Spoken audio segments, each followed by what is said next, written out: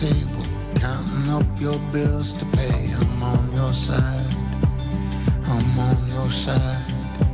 If you drop the kids at school and wonder if they'll make it home today, I'm on your side, I'm on your side. If you're staring at the TV stations, wondering how we got this way, I'm on your side, I'm on your side. Can you hear me? Is your heart beating like a drum? Can you hear me?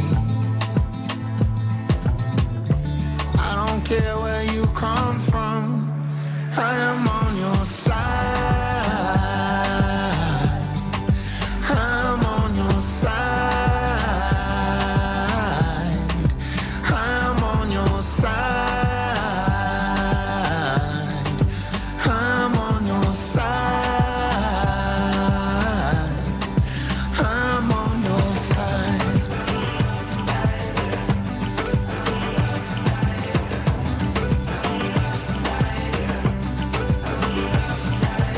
Ice is clinking in your cup.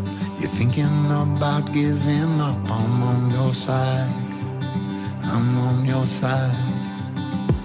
And if you got the news today, doctors telling you to pray, I'm on your side, I'm on your side.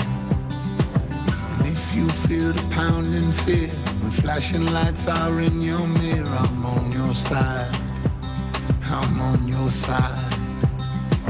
And if you hold a friend and say, I wonder how we got this way, I'm on your side, I'm on your side. Can you hear me? Is your heart beating like a drum? Can you hear me? I don't care where you come from, I'm on your side. I'm on your side. I'm on your side. I'm on your side. I'm on your. If you're weary and you're broken and you don't know what to hope in, if you're willing and you're able, come and meet me at the table. If you lost your way to laughing, can't remember how to dancing, if you're out of tears to crying, take my hand and I'm on your side. I'm on your side. I'm on your side. I'm on your side. I'm on your side. I'm on your side. I'm on your side.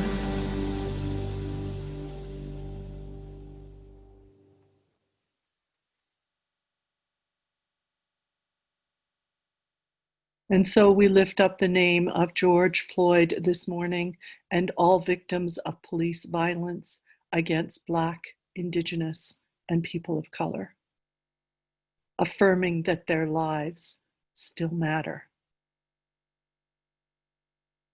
May lasting justice come from the chaos of this moment. And with this, I light our global candle.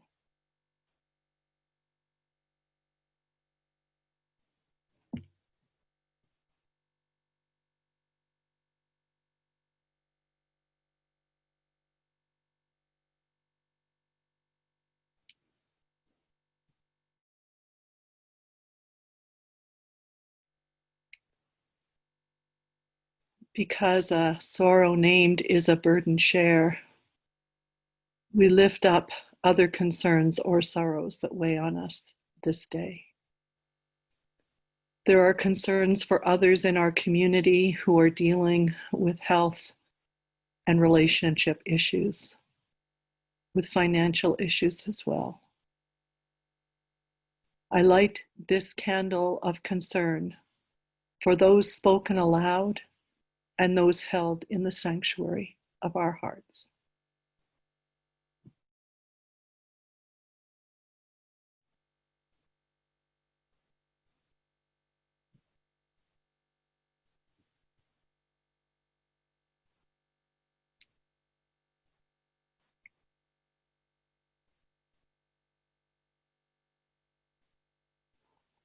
Alongside all that weighs on us, there is, even in these difficult days, reasons for gratitude and joy. Things to celebrate as an affirmation of life and the best of our humanity. Let us give thanks this day for the many acts of compassion and the quiet courage of all the essential workers whose labor helps sustain us in this pandemic. A joy named is a joy shared. I'm delighted to let you know that Jane Perry's choirs gifted her with what she calls a brilliant gift of an hour of programming on CKUA, radio's Raising Voices choral music show. The station has confirmed that this special hour will take place next Sunday, June 7th, from 6 till 7 p.m. I debated whether to share this as a joy or a concern, but we had a wonderful service for Joan Riches last night. And I thank all of you who were there, and most especially those who participated, both behind the scenes and with speaking. The joys and the words of gratitude that fill our hearts today find extra illumination as we light this candle.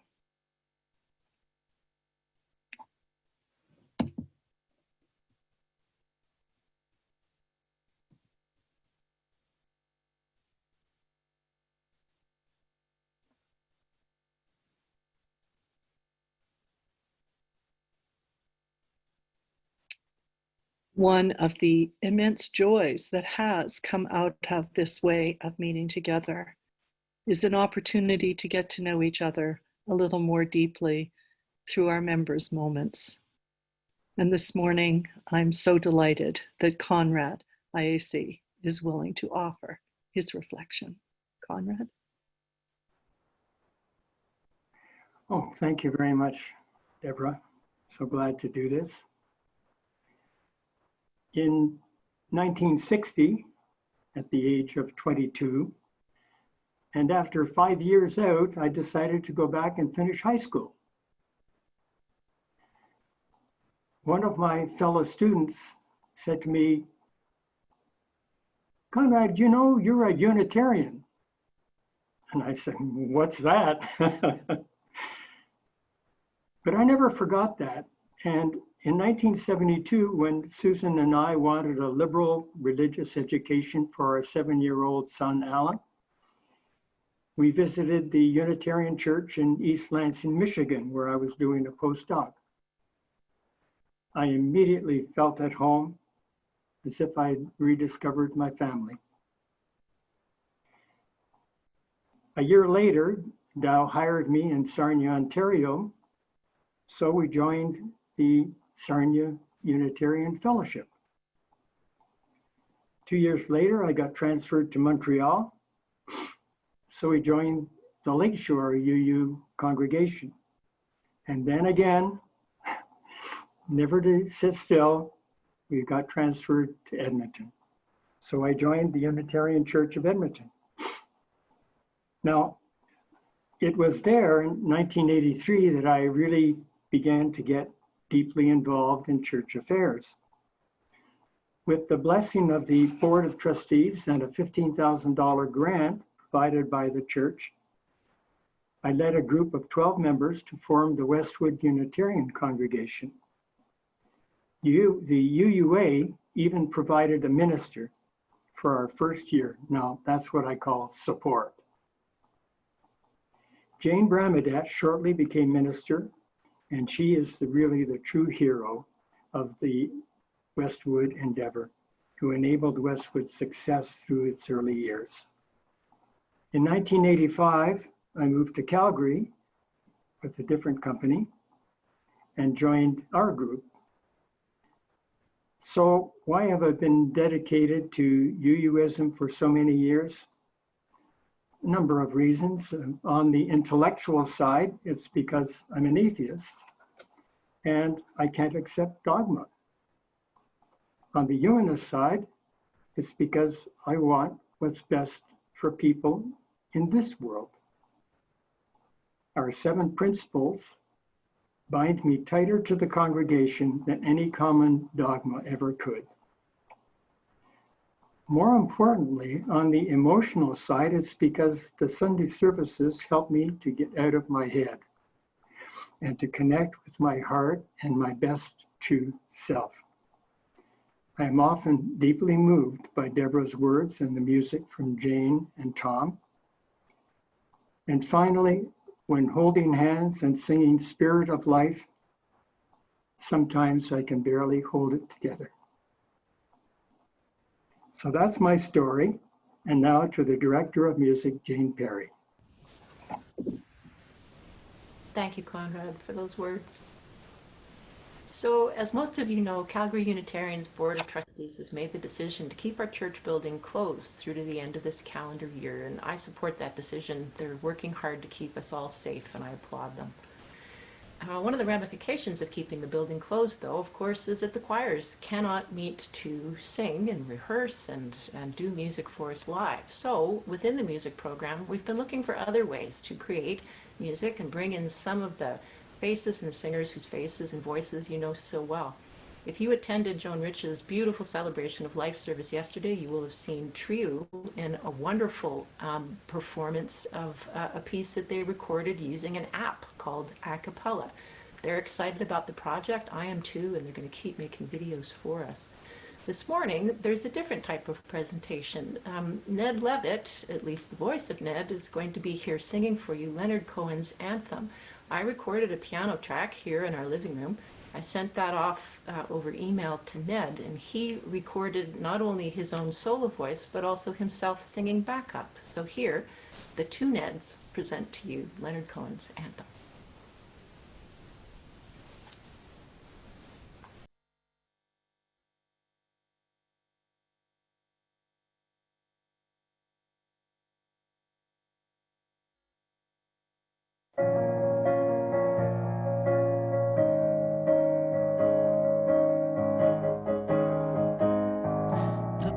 They sang at the break of day, start again. I heard them say, don't dwell on what has passed away, or what is yet to be. Yet to be. Yeah, the wars, they will be fought again. The holy dove, she will be caught again. Bought and sold and bought again. The dove is never free, never free. Ring the bells that still can ring. Forget your perfect offering. There is a crack in everything. That's how the light gets in.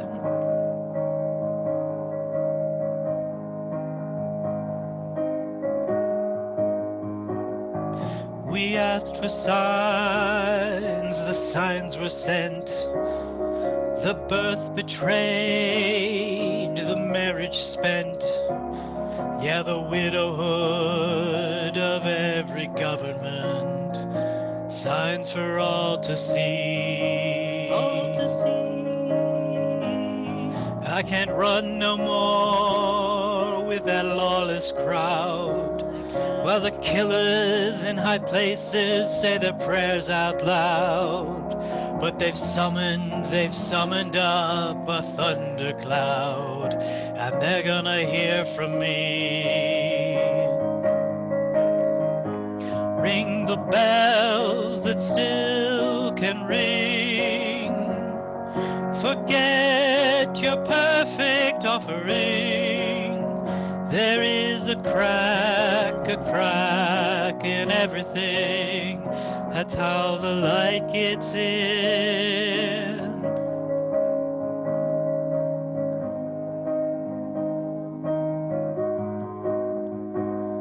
You can add up the parts, you won't have the sum. You can strike up the march, there is no drum. Every heart to love will come, but like a refugee. Ring the bells that still can ring. Forget your perfect offering. There is a crack in everything. That's how the light gets in. That's how the light gets in. That's how the light gets in. There is a crack. In March, when we moved to virtual services, I went to my office to gather my plants and my chalice. The beautiful one that lived in my office, handmade with symbols of world religions all around. It was made by Miriam Smith, potter extraordinaire, and member of Dawn Heights congregation, where I had been called to serve. It was gifted to me by that congregation on the occasion of my ordination. It is so unique and precious to me. I packed it carefully in a box along with a few other items, my Tibetan bell, a few things to create a worship space in my home. I used some altar cloths to cushion and cover it. I was leaving the building carrying the box, and I missed the last step and went down holding the box. I was okay, though a colorful bruise appeared on my hip the next day, and feeling a little silly, as I stood up, I chastised myself. How many times have I climbed those stairs? Hundreds of times. Well, there were a few other admonitions to self that I'm not going to say out loud here now. Luckily, I landed on the box with the chalice and the cloths, and it broke my fall. As I picked up the box and carried it to my car, I could hear pieces of broken pottery. I didn't want to look. We can be like that sometimes, or maybe most of the time, wanting to hide the brokenness, our brokenness, as if being out of view would somehow make it not so. Cover it up, make it look good. Our culture does so exploit and promote this notion of perfectionism, of hiding our imperfections and brokenness.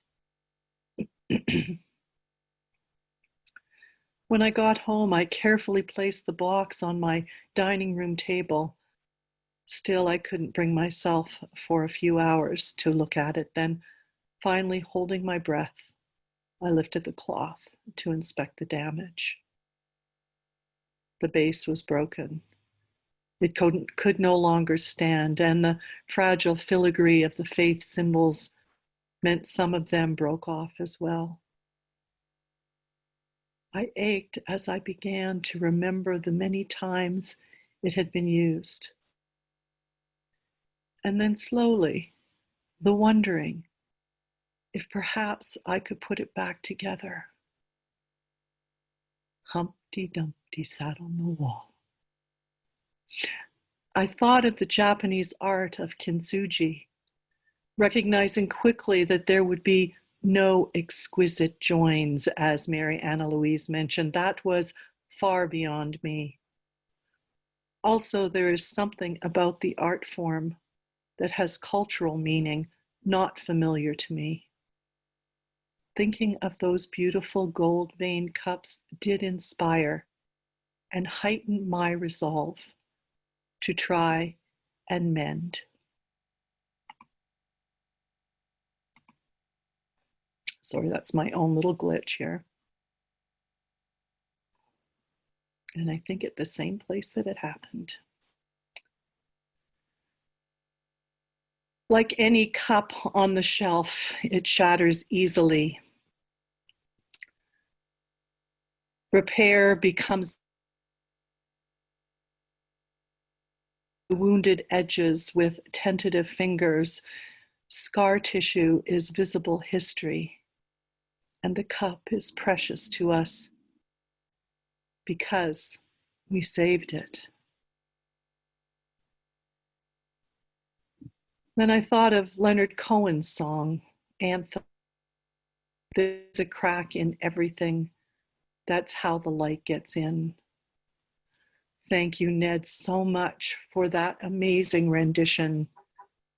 Ned doing a duet with himself. That's pretty novel. Crazy glue, not gold, would be the medium that I would be using. So for sure there would be cracks, and you can see them in the chalice. It became a spiritual practice, daily reflecting on brokenness. And there is so much brokenness these days, so much to notice. And I recognize that we create a spiritual practice by our intention. And I set the intention to notice the broken and the healing. I recalled anthropologist Margaret Mead responding to the question about what she considered to be the first sign of civilization in a culture, not with the expected clay pots or tools for hunting, grinding stones, or religious artifacts. Rather, she said it was a 15,000-year-old fractured femur. It takes about 6 weeks of rest for a fractured femur to heal. This particular bone had been broken and healed. A broken femur that has healed is evidence that another person has taken time to stay with the fallen, has bound up the wound, has carried the person to safety, and has tended them through recovery. A healed femur indicates that someone has helped a fellow human rather than abandoning them. A broken and healed bone, the first sign of civilization. These COVID times now exposing so much of the brokenness in our civilizations. The pervasive inequities, the systemic oppressions.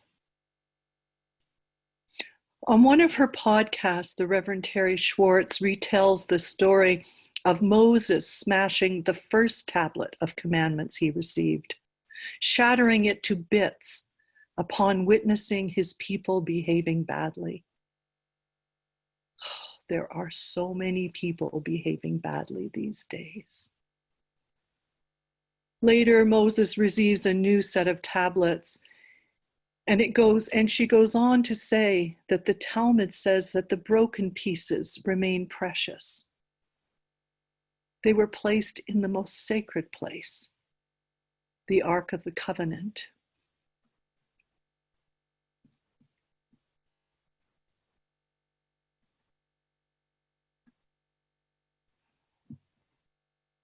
More glitches. The mystical Mystical Judaism teaches that the Ark of the Covenant is a symbol of the human heart. And there, in our hearts, brokenness and wholeness live side by side. We carry them wherever we go. The Hasidic rabbi Menachem Mendel of Kotex may have said it best. There's nothing more whole than a broken heart. My heart has been wholly broken this week, shattered by the news stories of a woman blatantly using her white privilege as a weapon against a Black man. The video of the real live murder of the riots. Now, those particular stories do come from south of the border, yet they break my heart. There are certain things Martin Luther King Jr. said to which we ought to be maladjusted. I am maladjusted, distressed, outraged, and scared.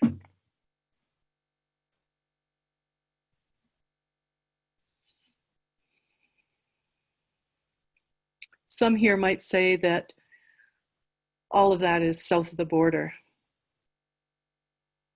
I say racism, colonialism, and white privilege flourish here as well. I wept when I read a Facebook post of my colleague, Fulgence Najidamana, a UU community minister in Saskatoon. Many of you will know him. Let me share a portion of his Facebook post. These words of Fulgence. I watched the video of the murder of George Floyd with my 12-year-old son. None of us could finish the video. We had to turn away and we both cried. We were both angry, scared, and confused. My son then asked me, the next time it happens in Saskatoon, will you go to protest? I said, yes, of course. Then he asked, what if you get murdered? Imagine a 12-year-old having a conversation with his dad about the possibility of being murdered for being Black. Fulgence went on to say that in the past year, I had to contend with a neighbor calling the city for my car parked on the street for no reason. A landlady saying that because of African food that makes her house dirty, she would keep our rent deposit. And people from my faith movement refusing to believe that I am a Unitarian minister as I attempted to enter a meeting venue while Black. He goes on to close with, tomorrow is Sunday. In circumstances like these, ministers wonder what to say. There is no beating around the bush. We all feel rage when our sense of justice is offended. There is no peace without justice. He said, in anger and rage, go out and disrupt the white supremacy system. Certainly the brokenness of our social systems is coming ever more to light. This situation had to be mentioned today. For ours is a faith tradition based in the here and now, and these issues are here and now. Our next challenge is to respond. What can we do? I suggest we take this time in our isolation to learn, to discern, to look with eyes wide open at ourselves and our society. We can be intentional in decentering white. We have to come to understand what that truly means. And we have to create brave spaces. Brave Spaces, this invitation was written by Mickey Scott Bay Jones. Together we will create brave space, because there is no such thing as a safe space. We exist in the real world.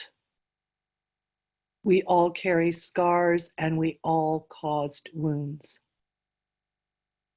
In this space, we seek to turn down the volume of the outside world.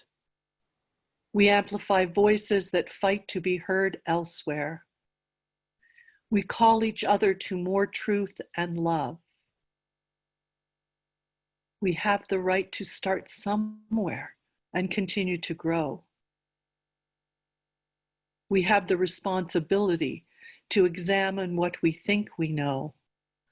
We will not be perfect. This space will not be perfect. It will not always be what we wish it to be, but it will be our brave space together. And we will work in it, side by side. May we create brave space and be willing and vulnerable to learn, reflect, and act, that we might be agents of goodness and justice. And let us remember these words of Rebecca Parker. Even when our hearts are broken by our own failure or the failure of others cutting into our lives, even when we have done all we can and life is still broken, there is a universal love that has never broken faith with us and never will. And now to Jane.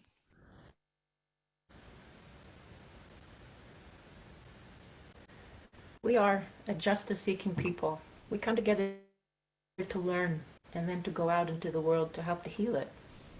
We are fellow seekers on the journey. We come together to be vulnerable together, to learn from each other, and to bind up our wounds again. Let's sing this next song together from The Crush of Wealth and Power.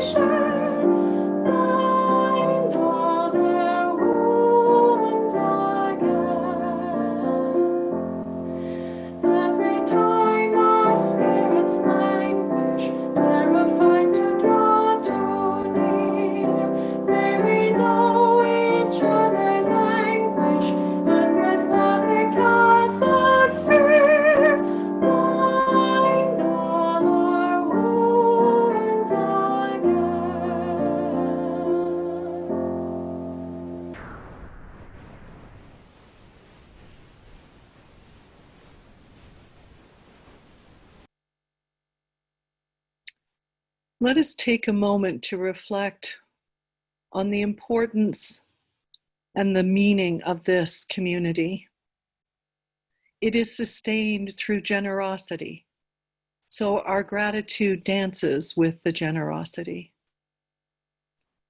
And while we cannot be with each other to pass the offering basket, I do invite us to take time, to take a moment to ponder what the value of this place is. And if you're so inclined, to go ahead and make an offering, or make note when you see the slide of how to do so. And let us enjoy again Jane's beautiful musical offering.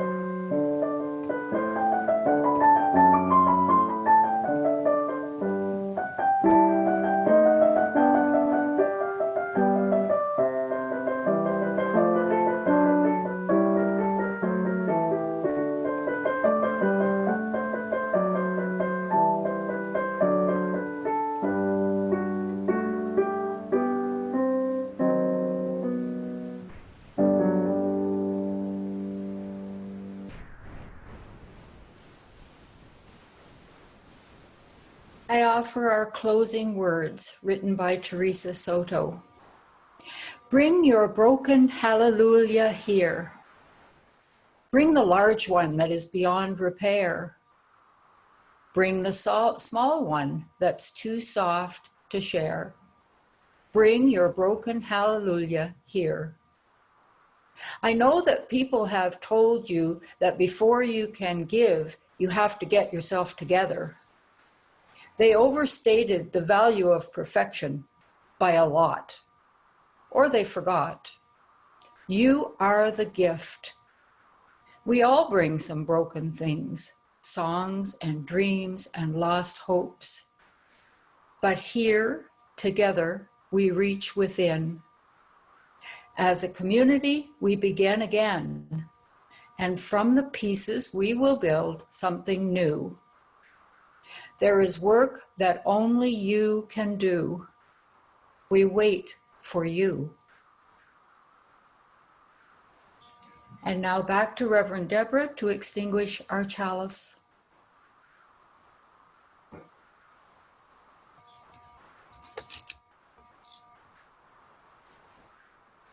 We extinguish the chalice light, taking its warmth and its glow within us, that we might shine our light of justice, peace, and love out into the world.